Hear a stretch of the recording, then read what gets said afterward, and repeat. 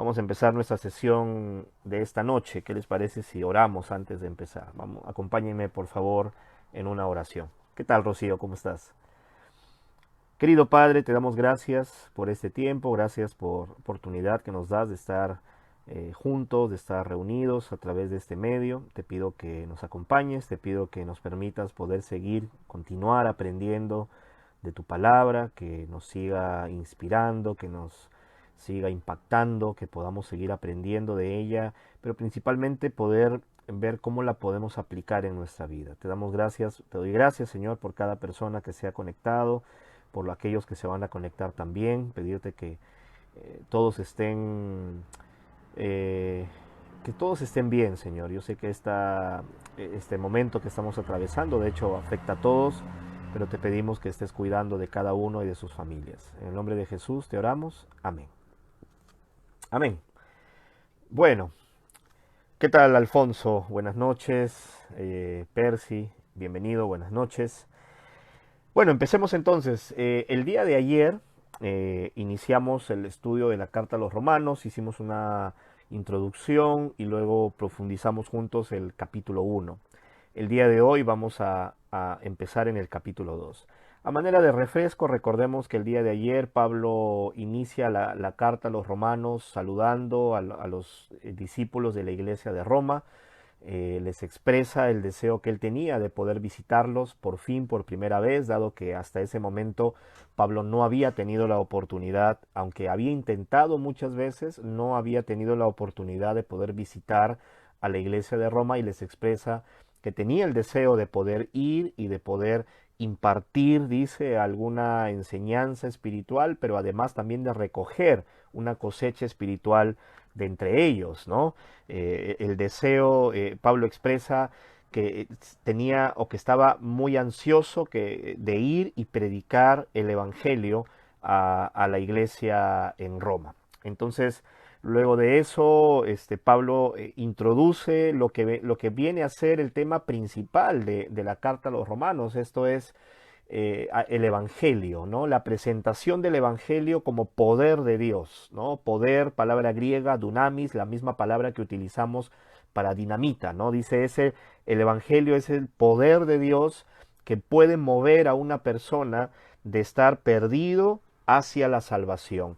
Eh, y que esto, y que esta buena noticia que el Evangelio requiere, ¿no? O lo que requiere de nosotros, es una respuesta de fe, que esa salvación que es prometida por Dios a través de la buena noticia se alcanza por fe de principio a fin, tal como el mismo profeta Habacuc lo dijo en el Antiguo Testamento, ¿no? En Habacuc capítulo 4 versículo 2, el justo, o perdón, capítulo 2 versículo 4, el justo por la fe vivirá.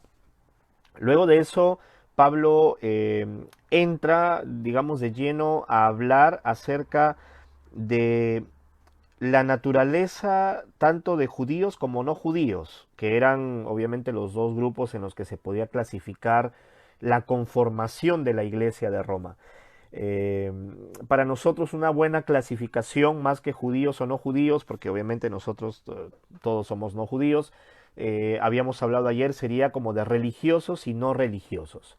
Y Pablo en el capítulo 1 entra a profundizar en la realidad espiritual de los no judíos, en este caso la realidad espiritual de los no religiosos, y cómo aun cuando un no judío o un no religioso, a pesar de no haber crecido, a pesar de no estar familiarizado con la Biblia o con la palabra de Dios, de conocer la palabra de Dios, a pesar de no haberla leído, estudiado, etcétera, etcétera, pero dice, aún así tenemos la oportunidad de poder conocer a Dios si reflexionamos en lo que Dios ha hecho, si reflexionamos en lo que Dios ha creado, de tal manera que no hay excusa, porque la razón por la cual, a pesar de tener la evidencia de la creación, no tomamos eso como una oportunidad de conocer a Dios, empieza en la falta de gratitud. Dice que aunque lo hemos podido conocer, no lo hemos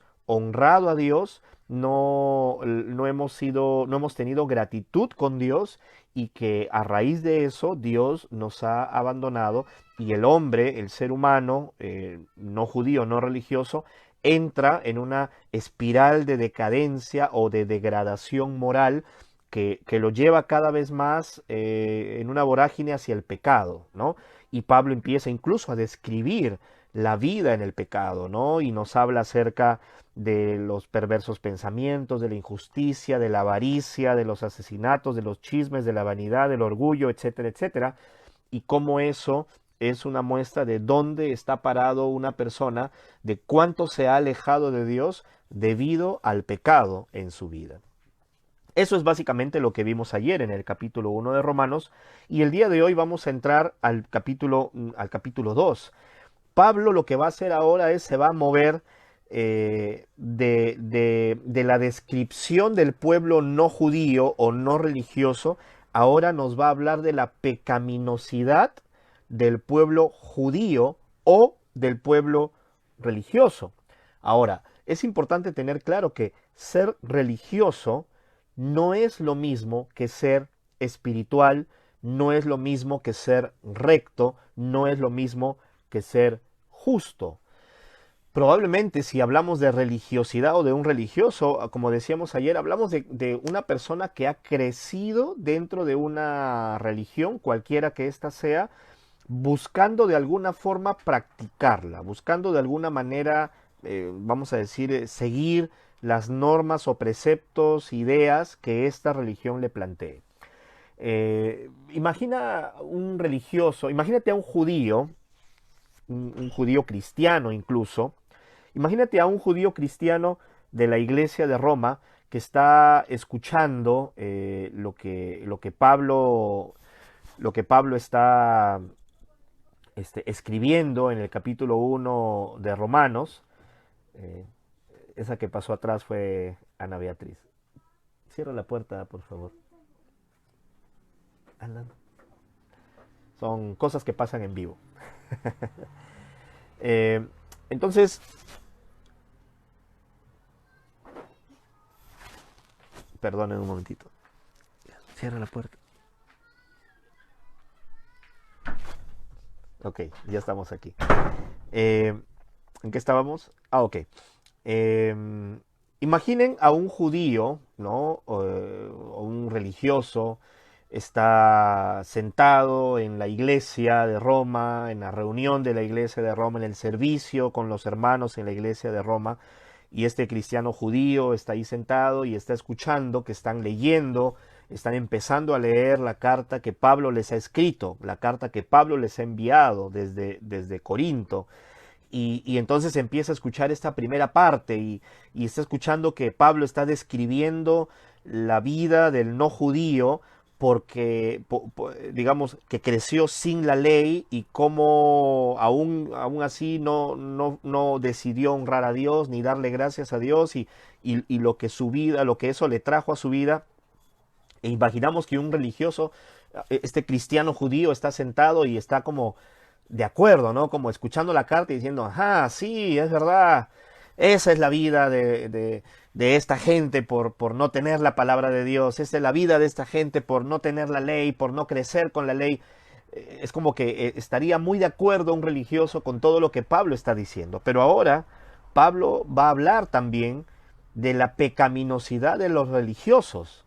Y eso es algo que pasa hoy en día. O sea, yo siempre he pensado que una de las razones por las que mucha gente no quiere ir a la iglesia, por las que mucha gente incluso no confía en las iglesias o prefiere, si tú le quieres invitar, tiene desconfianza de las iglesias, yo creo que una de las grandes razones es porque hay mucha religiosidad y porque mucha gente en las iglesias tiene la tendencia de mirar a otros que no son parte de la iglesia, como si fueran inferiores a uno moralmente, ¿no? O sea, es interesante, pero la gente que más cómoda se sentía con Jesús eran más los no religiosos que los religiosos. Más bien, los religiosos se sentían muy incómodos al lado de Jesús. Eran más bien los que... Y de hecho, Jesús habló más fuerte contra los religiosos que contra los no religiosos. Es interesante eso, ¿no? Vamos entonces a Romanos capítulo 2, versículo 1. Dice, por eso no tienes disculpa, tú que juzgas a otros, no importa quién seas. Al juzgar a otros, te condenas a ti mismo, pues haces precisamente lo mismo que hacen ellos.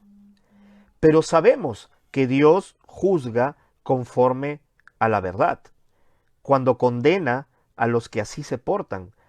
En cuanto a ti, que juzgas a otros y haces lo mismo que ellos, no creas que vas a escapar de la condenación de Dios. Tú desprecias la inagotable bondad, tolerancia y paciencia de Dios sin darte cuenta de que es precisamente su bondad la que te está llevando a convertirte a Él. Pero tú, como eres terco y no has querido volverte a Dios, estás amontonando castigo sobre ti mismo para el día del castigo, cuando Dios se manifestará para dictar su justa sentencia y pagar a cada uno conforme a lo que haya hecho. Dará vida eterna a quienes buscando gloria, honor e inmortalidad perseveraron en hacer lo bueno, pero castigará con enojo a los rebeldes, es decir, a los que están en contra de la verdad y a favor de la maldad. Habrá sufrimiento y angustia para todos los que hacen lo malo, para los judíos en primer lugar, pero también para los que no lo son. En cambio, Dios dará gloria, honor y paz a todos los que hacen lo bueno, a los judíos en primer lugar, pero también a los que no lo son, porque Dios juzga imparcialmente. Esta parte es bien interesante y voy a empezar al revés. Voy a empezar por el último versículo que leímos. Dios juzga imparcialmente. O sea, Dios no hace favoritismos en su juicio. Dios no hacía favoritismos cuando miraba a un judío o un no judío. De la misma manera que Él no hace favoritismos si ve a un religioso o a un no religioso. Pablo evidentemente aquí se está dirigiendo a la gente judía. Para nosotros sería como se está dirigiendo a la gente religiosa. Y les dice, por eso no tienes disculpa, tú que juzgas a otro, no importa quién seas, ¿cierto? No tiene que ver con si eres judío, si eres un maestro de la ley, si sabes mucho de las escrituras. No, no importa quién seas, no tienes disculpa. ¿Por qué? Porque si tú juzgas a otros, te condenas a ti mismo al hacerlo. ¿Por qué razón? Él dice porque haces precisamente lo que ellos hacen. Ahora, un religioso, así como un judío, podría decir, pero yo no hago lo que hacen ellos. Yo no vivo en tanto pecado como viven ellos. El tema aquí es que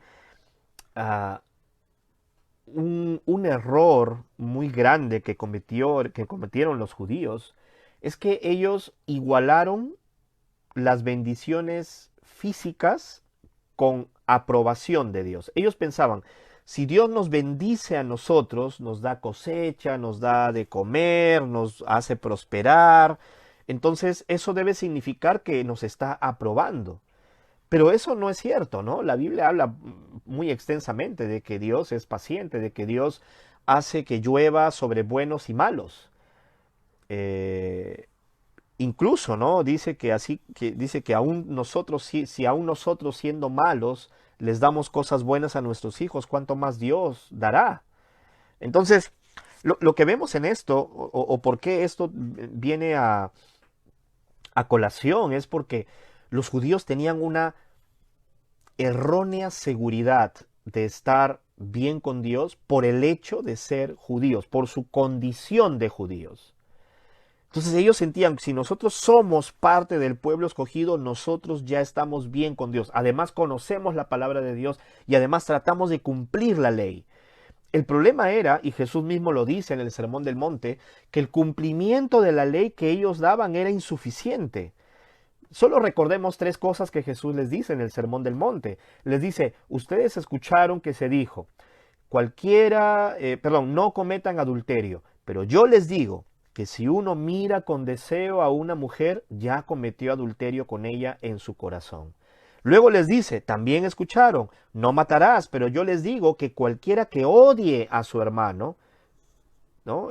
Será condenado. O sea, am, Jesús lo que, lo que hace en el Sermón del Monte es, él lleva, o sea, eleva el estándar en lugar de reducirlo. Cuando digo lo eleva, no quiero decir que pone la ley más difícil, sino cuando digo la eleva es que él lleva la ley de las acciones al corazón. Él dice, ok, tú escuchaste, no cometas adulterio, pero ¿dónde empieza el adulterio? El adulterio empieza en el corazón, cuando alguien mira con deseo a una persona. Él dice, ahí empieza el adulterio. Los judíos se esforzaban en no violar la ley, es decir, en las acciones. Pero claramente, y Jesús les dice eso en Marcos capítulo 7, su alabanza era de la boca para afuera, pero su corazón estaba lejos de él. Entonces, cuando Pablo dice, les dice a ellos que ustedes juzgan, pero hacen lo mismo que ellos hacen, es porque Pablo no se está enfocando en las acciones solamente. Les está diciendo, cuando les dice hacen lo mismo que ellos hacen, es porque el pecado estaba en el corazón de ellos. Que muchas veces seguramente no se llegaba a graficar en las acciones, pero estaba ahí. Es decir, todo lo que leímos ayer, la perversidad, el orgullo, la desobediencia, el no querer entender, no tener cariño, no tener compasión, todas estas cosas estaban en el corazón. Un judío, y esto lo podemos decir porque Jesús lo dice en la palabra, o sea, un judío podía cumplir la ley sin tenerla en su corazón. Un judío podía darle limosna a los pobres sin tener en su corazón compasión por los pobres. ¿Sí? ¿Sí me explico? Entonces, Jesús les hace ver a los religiosos que el tema no pasa solamente por cumplir normas, sino por realmente vivirlo en el corazón. Y el tema con la religiosidad, aún hoy en día en nuestro tiempo, es que se basa mucho en normas. O sea, cada religión tiene mucho que ver con normas. Solo te doy un pequeño ejemplo, ¿no? Cuando, por ejemplo, tú compartes que vas a una iglesia, me ha pasado a mí, ¿no? Yo soy parte de una iglesia. Una de las preguntas más comunes que me hacen la gente que escucha eso es, oye, ¿y en tu iglesia te dejan bailar? ¿En tu iglesia se permite escuchar música? Es decir, las personas tienen en la mente que una iglesia tiene que ver con reglas. ¿Te dejan hacer esto? ¿Te permiten hacer esto? ¿Está permitido hacer tal cosa? Nuestra, ¿cómo decir? Nuestra estructura del entendimiento de Dios y del cómo acercarnos a Dios está más cercano al judaísmo que al cristianismo. Porque el cristianismo, y lo vamos a ver más adelante, no se trata de reglas y normas, mientras que el judaísmo sí se trataba, para ellos por lo menos, o como ellos lo entendieron, de cumplir leyes y normas. Y hoy en día es lo que ocurre en muchas iglesias. O sea, yo creo que es importante que hagamos también nosotros una autocrítica. Nosotros mismos en nuestra iglesia, en el pasado, por mucho tiempo, fuimos más judíos que cristianos en cierto sentido. Y creo que aún hoy en día aún necesitamos mucho que crecer y cambiar en eso. Estamos o buscamos más el enfoque en las cosas que hacemos. Si voy el domingo, si no voy el domingo, si doy o no doy mi ofrenda. O sea, nos enfocamos tanto en las cosas que hacemos o en cumplir cosas, pero muchas veces perdemos de vista la importancia del corazón. Eh, Ocurre también en otras religiones, ocurre en el catolicismo, ¿cierto? El catolicismo también está lleno de normas por cumplir. Si uno va y se confiesa con el sacerdote, él dice, ahora tienes que ir y rezar, no sé, un Padre Nuestro o 2 Ave Marías, y de esa manera es como que esa es tu penitencia. Es muy mecánico. Probablemente hayan personas, y seguramente debe haber, que algunas de las cosas las llevan al corazón. Pero seamos honestos, cuando crecemos todos en medio de una estructura religiosa de ese tipo, o sea, es muy difícil realmente que podamos despegarnos de ese tipo de religiosidad, que podamos despegarnos de ese sentir que estamos bien cuando cumplimos las normas y que estamos mal cuando no las cumplimos. Entonces, Pablo aquí en esta carta es justamente eso lo que él, vamos a decir, denuncia, critica. Él dice, cuando tú juzgas a otros, te condenas a ti mismo porque haces las mismas cosas que hacen ellos. Le está hablando a los judíos, le está hablando a los religiosos. Le dice, tú desprecias la inagotable bondad y paciencia de Dios. Claro, porque el judío en su pensamiento era, ¿cómo Dios puede tener paciencia de esta gente? ¿Por qué no los destruye ya? Y la verdad es, el pensamiento religioso está por ahí también. Debemos tener tanto cuidado de no pensar, ¿por qué Dios todavía sigue permitiendo tal cosa? Porque Dios es paciente, porque es bondadoso. Por eso Pablo les dice, tú desprecias esa bondad y no te das cuenta que es esa bondad la que te da a ti la oportunidad de convertirte a Él, solo que no te das cuenta. Porque tú crees que estás bien. Y crees que estás bien porque pones tu confianza en tu rendimiento y no en la bondad de Dios. Por eso Pablo dice, como eres terco y no has querido volverte a Dios, entonces estás amontonando castigo. Estás amontonando castigo, porque si tú sigues creyendo que por tu cumplimiento de la ley tú vas a estar bien, o que por tu cumplimiento de las normas tú vas a estar bien, pues la verdad es que no. Y dice Pablo, un día Dios va a juzgar y va a dar vida, honor y gloria a los que perseveraron en lo bueno, y también va a haber sufrimiento y angustia para aquellos que hacen lo malo. Ahora uno dice, oye, pero todos hacemos lo malo. Sí, eso es algo que vamos a ver más adelante, pero por lo pronto entendamos esa parte. Por lo pronto entendamos eso que Pablo nos está diciendo hasta este punto. Entonces Dios no hace favoritismos.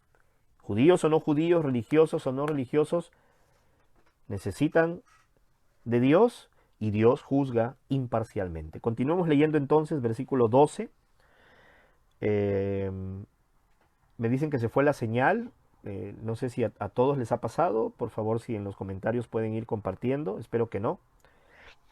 Vamos a ir entonces al capítulo, o sea, continuamos el capítulo 2. Vamos a mirar ahora el versículo 12. Dice, todos los que pecan sin haber tenido la ley de Moisés, perecerán sin esa ley.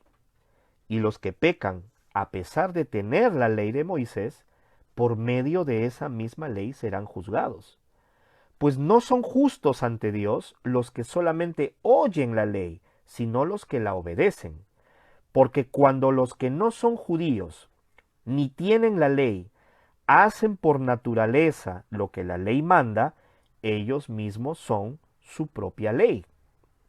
Pues muestran por su conducta que llevan la ley escrita en el corazón.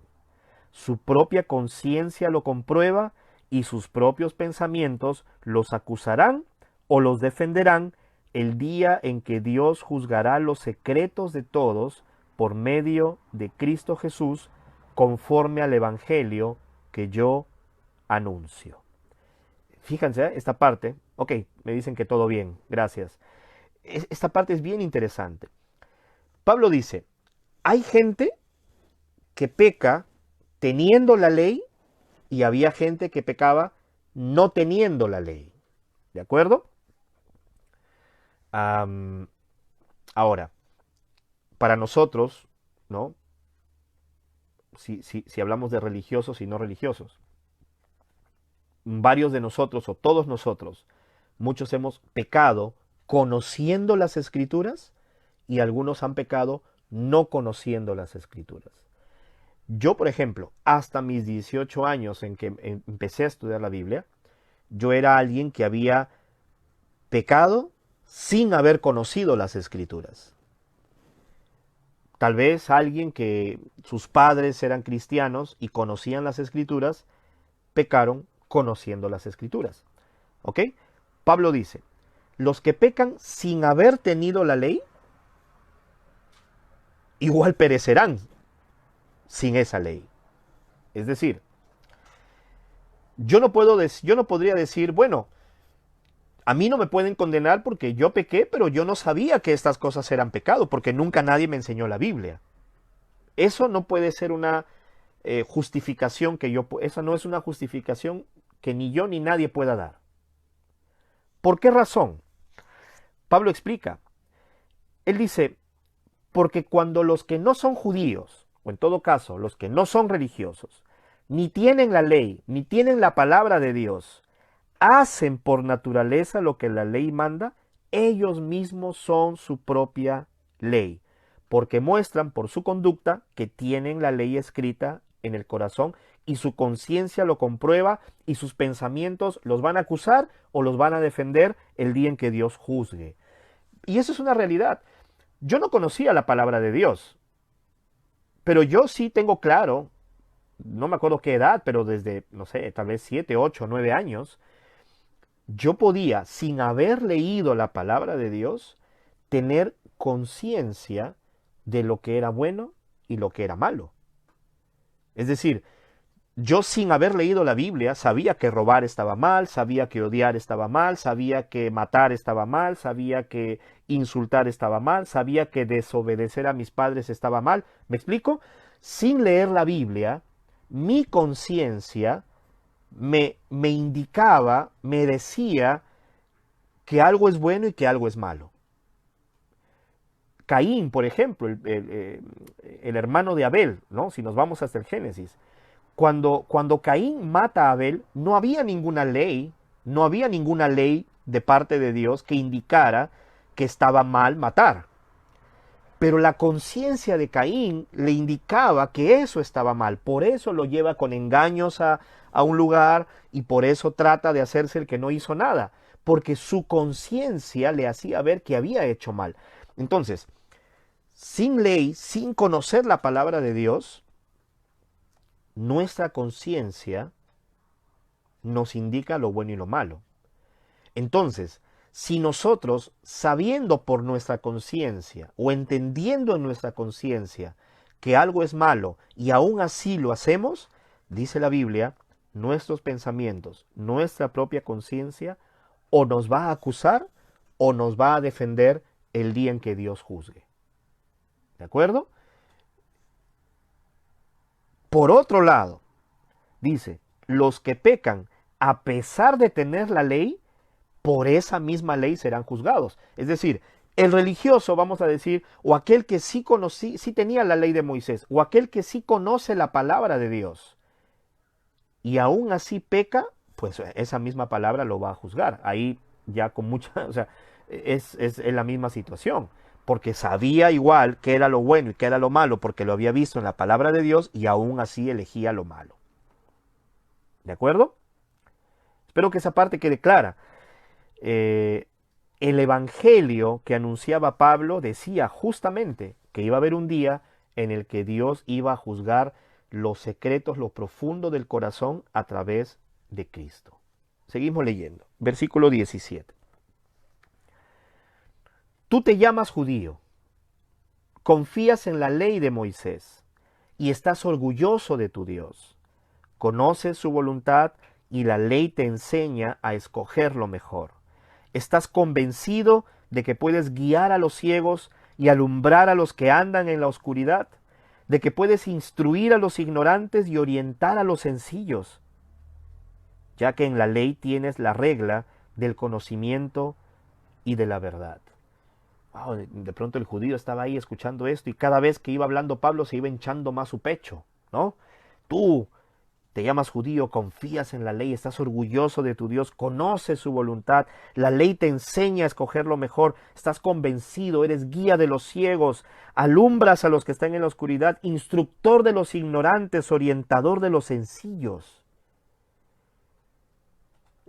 Que sería como hablarle a un religioso, alguien que se siente Seguro porque es parte de una iglesia, porque creció en una iglesia donde tenía la palabra de Dios y tiene aquí, yo sé cómo guiar, cómo orientar. Versículo 21. Pues bien, si enseñas a otros, ¿por qué no te enseñas a ti mismo? Si predicas que no se debe robar, ¿por qué robas? Si dices que no se debe cometer adulterio, ¿por qué lo cometes? Si odias a los ídolos, ¿por qué robas las riquezas de sus templos? Te glorías de la ley, pero deshonras a Dios porque la desobedeces. Con razón dice la Escritura, los paganos ofenden a Dios por culpa de ustedes. Es fuerte lo que está diciendo Pablo aquí. Ahora uno podría decir, pero puede haber un religioso que realmente sí se esfuerza por cumplir la ley. Y aquí es donde tenemos que entender algo. Cuando Pablo habla de que Dios reconoce como justo al que obedece la ley, tenemos que entender que se habla de una obediencia al 100%, no una obediencia parcial. En nuestro país, por ejemplo, cuando tú, bueno, ahora es con letras, ¿no? La calificación, pero cuando yo iba al colegio, no hace mucho, eh, la manera como te calificaban un examen era del 0 al 20. Y para aprobar tenías que sacar por lo menos 11, ya 10.5, ¿no? Con 10.5 aprobabas un examen. Si tú tenías un examen de matemática, wow, 10 preguntas, respondías 6 buenas y 4 malas, aprobabas con 12. ¿De acuerdo? Ese es el estándar de calificación. Cuando ya uno de pronto vas a la universidad o estudias alguna carrera online hoy en día, por ejemplo, si la calificación es al 100%, para aprobar tienes que sacar 70. Estricto, ¿verdad? Con 70% apruebas. Saca 60, lo siento, no aprobaste. El tema con ser aprobado por Dios por el cumplimiento de la ley o por la obediencia a la ley es que la exigencia o el estándar que Dios demanda para aprobar o para ser aprobado por el cumplimiento de la ley es, si el examen es de 0 a 20, para aprobar o para que Dios te apruebe, solamente apruebas con 20. Si la calificación fuera de 0 a 100, solamente aprobarías con 100. ¿Qué significa esto? Que para que Dios te reconozca como justo, tú tienes que cumplir al 100% toda la ley, todos los mandamientos, obedecer de manera perfecta. Evidentemente eso es algo imposible para nosotros. Ninguno de nosotros es perfecto. Pero así funciona la ley de Dios. Si tú sacas 99, lo siento, no aprobaste. Así funcionaba. Por eso es que Pablo les dice eso a los judíos. Él dice, sí, tú te glorías de la ley y de que tú la tienes, pero, a ver, si enseñas a otros, ¿por qué no te enseñas a ti mismo? Si predicas que no se debe robar, ¿por qué robas? Si predicas que no se debe, perdón, si odias a los ídolos, ¿por qué robas las riquezas de sus templos? Y claro, o sea, ningún judío cumplía al 100% la ley, mucho menos en el corazón. El tema es que, digamos, si Dios sí quiere que nosotros enseñemos su palabra, ¿quién la podría enseñar? Si nadie puede dar al 100%. Y no es como para caerle encima a los judíos. Seamos honestos. Muchos de nosotros tal vez en alguna oportunidad hemos enseñado algo que nosotros mismos no hemos cumplido. Probablemente sí te esfuerzas, pero ¿quién de nosotros puede cumplir al 100%? Yo he predicado muchas veces en contra del enojo, en contra del orgullo. Y la verdad, muchas veces me enojo y muchas veces soy orgulloso. Y es probable que tú mismo puedas pensar cuántas veces has enseñado cosas que no has cumplido. Pablo no está diciendo que no enseñemos. Él no dice que está mal que enseñemos. Pablo lo que está atacando es la religiosidad de aquel que enseña tú tienes que hacer esto para estar bien con Dios y uno mismo no lo hace, pero cree que está bien con Dios. ¿Me explico? Esa es la hipocresía. No decir que debe ser perfecto, sino más bien decir que uno debe ser perfecto cuando uno sabe que no lo es y que nunca lo va a hacer, por lo menos no en esta vida. Peor aún, criticar o menospreciar a otros porque, vamos a decirlo de esta manera, cumplen la ley o los mandamientos de Dios menos que nosotros. Tal vez uno dirá, no, pero si a mí me calificaran, yo sacaría 80 en el cumplimiento de la palabra de Dios. Entonces con mi 80 voy y predico y critico a aquellos que seguramente si tomaran el examen sacarían 30. Con mi 80 menosprecio al que saca 30. Pero la realidad es, él con su 30 y yo con mi 80, desapruebo en el estándar de Dios. Versículo 25. Es cierto que a quien obedece a la ley de Moisés la circuncisión le sirve de algo, pero si no la obedece es como si no estuviera circuncidado. En cambio, si el que no está circuncidado se porta según lo que la ley ordena, se le considerará circuncidado aun cuando no lo esté.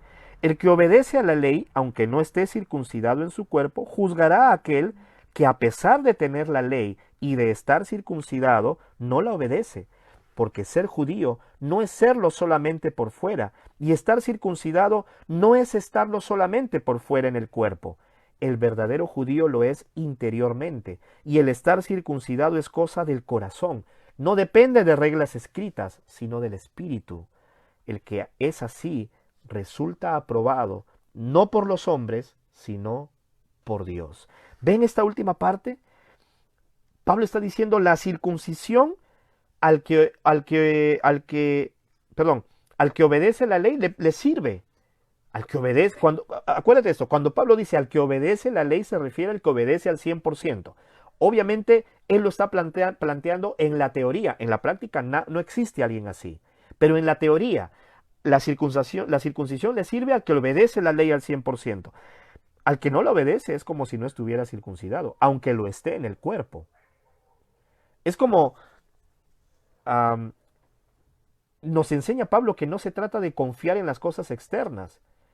Yo estoy bien porque mis papás son cristianos y yo crecí en la iglesia. No importa. Dios no te va a juzgar por si creciste o no creciste dentro de una religión.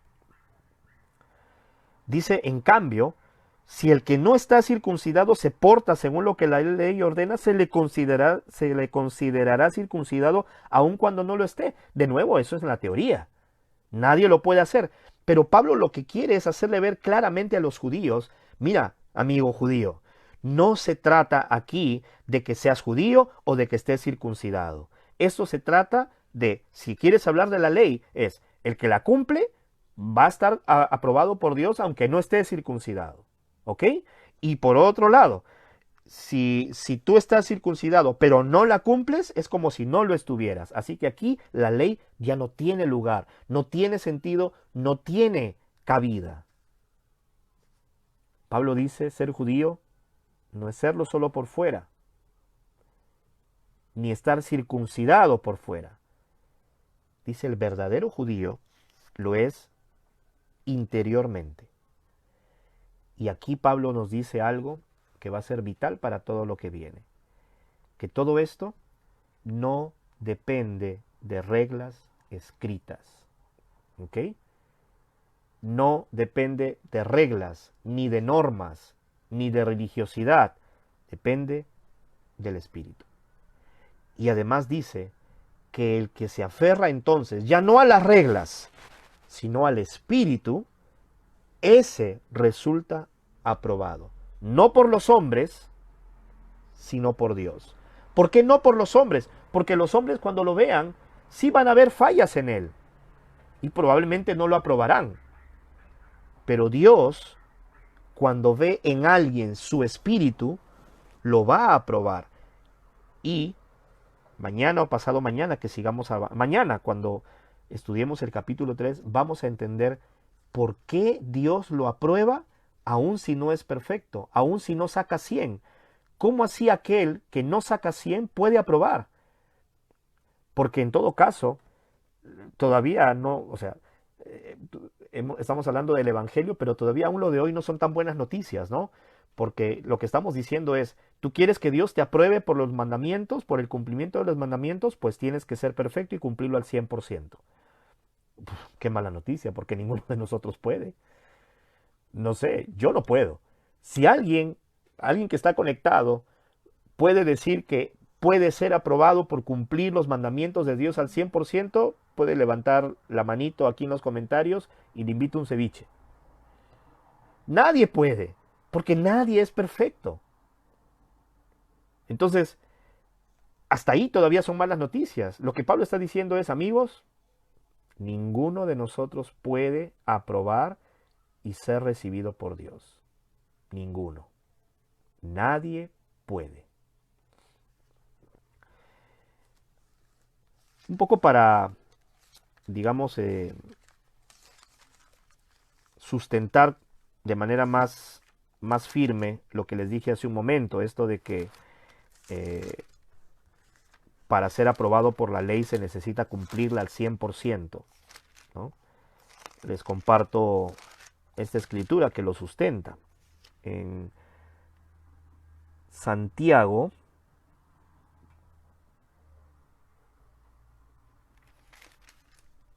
a ver, capítulo 2, versículo 10. Dice, Santiago 2:10, porque si una persona obedece toda la ley, pero falla en un solo mandato, resulta culpable frente a todos los mandatos de la ley. ¿Ok? Súper claro, ¿no? Lo voy a volver a leer. Porque si una persona obedece toda la ley, pero falla en un solo mandato, resulta culpable frente a todos los mandatos de la ley. Entonces eso hace más claro el punto que les dije hace un momento. Obedecer la ley en la mentalidad de Dios es obedecer toda. No obedecer toda menos una. No, toda. Y si no es toda, no hay aprobación de parte de Dios. Entonces era lo que quería compartir con ustedes hoy en el capítulo 2. Ahí nos vamos a quedar. Hemos visto ya en el capítulo 1 y 2 que tanto religiosos como no religiosos, todos están perdidos y todos están lejos.